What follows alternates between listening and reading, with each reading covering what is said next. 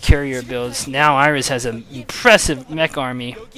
He doesn't have any Goliaths, but he has plenty of tanks to deal with Anytime's ground army and a massive number of vultures. If Iris chooses to attack at this point, he might be able to even defeat Anytime's army if Anytime's not careful. Anytime does have a good number of zealots out and dragoons. I think with decent control of his units, he should be able to hold off this push by Iris. By decent control, I mean not running his dragoons into mines like that.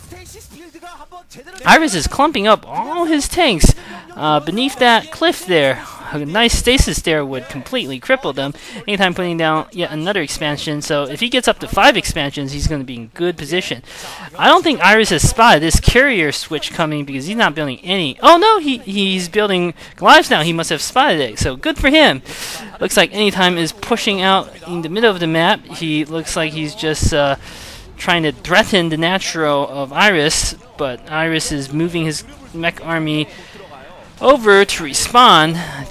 Anytime looks like he's trying to get on top of this cliff here, this high ground area, which is good. He does not want to get his units caught at the bridge, I think. He's trying to attack across the bridge. There are mines and tanks and supply depots and trench. I don't think he's going to be able to make it over. Here we have Arbiter getting picked off by Goliaths, stationing 3 Goliaths. Not the best move. Anytime is barreling his way through these defenses, but they are holding for now. He's delayed his army sufficiently for Iris to bring his massive mech army back, and Anytime is forced to retreat. I don't think that was the best attack by him.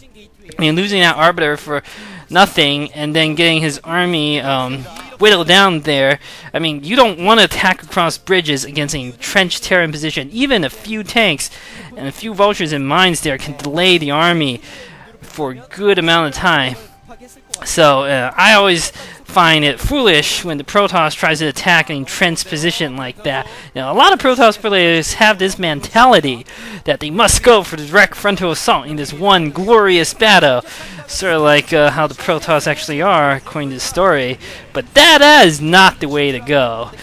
However, Anytime does have his carriers, which are starting to attack these tanks and doing very good damage. He's bringing out his army. He's got High Templar too. I was mistaken about that. And it looks like he is doing good damage to Iris' army. Iris does have a lot of tanks and Goliaths, though. His defense is very deep, and Anytime is forced to pull back. Anytime still has, looks like 5 or 6 carriers, and a decent force of dragoons and zealots. He's also got 2 High Templars. If you can get some good storms off, that will make a big difference. Anytime using his carriers to pick off these Goliaths at his prime. Anytime was an excellent carrier player. Good carrier microer. Back when 2-base carrier was the hot thing, you know, Stork was the best, but Anytime was right up there with the other Protoss, the other good Protoss. So it looks like he's still got some of his own skills with the carriers. He's bringing out his carriers to attack these buildings, but some of them are in danger of getting sandwiched by the Goliaths. Fortunately, he does have his ground army here to deal with the Goliaths, and looks like Iris' army is out of position. He's forced to bring them back up again, and Anytime is using this opportunity to engage Iris' ground army with his own. Storms going off on the Goliaths doing good damage, but there's just so many Goliaths and so many, so few Dragoons and Zealots, and Anytime's ground army has been wiped out now, essentially. I think he's got more rallied at his natural, but yeah, he's got more carriers built too, which is good, and his Stargates are pumping. He's also putting down yet another expansion.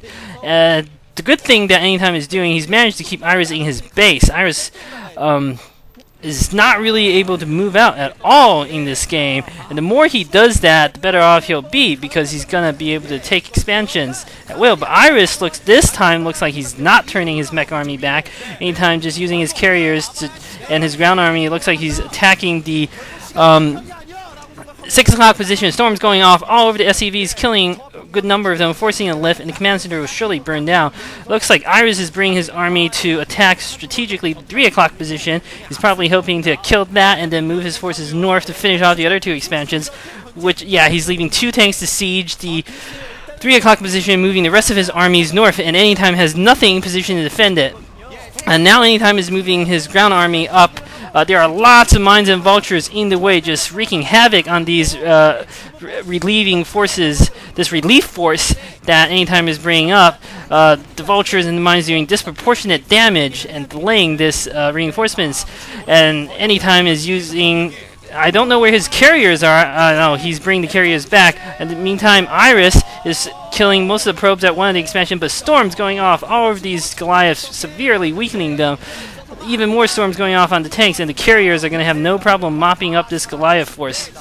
So Iris's attack was still somewhat successful. He burned down one of the nexuses, and he's done some damage. He didn't lose like all of his army. He didn't send everything he had in that attack, so that's good. But at the same time, I feel that anytime, since he now has the base at a 12 o'clock position, is still fine economically.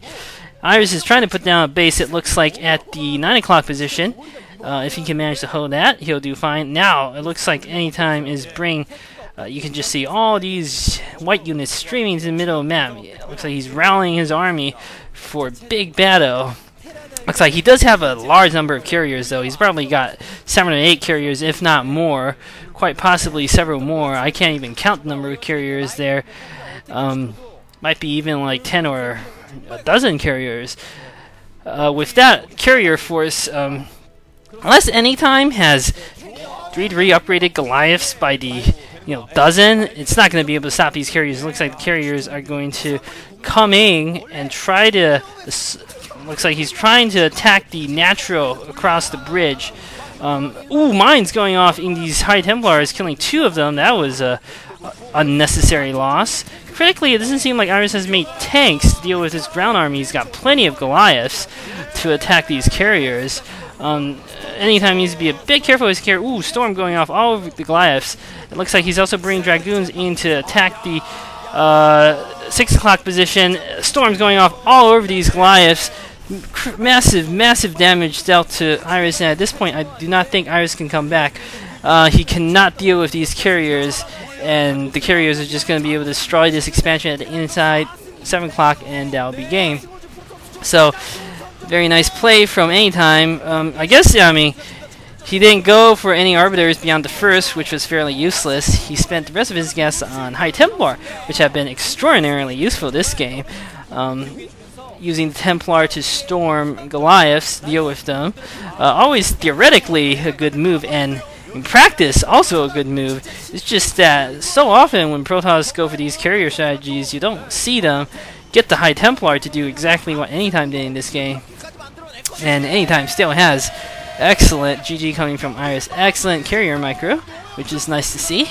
So he did manage to capitalize on his early advantage, and after defeating poor Iris here, managed to get the win for Hwaseung 4-1 against Airforce Ace. Thank you for listening.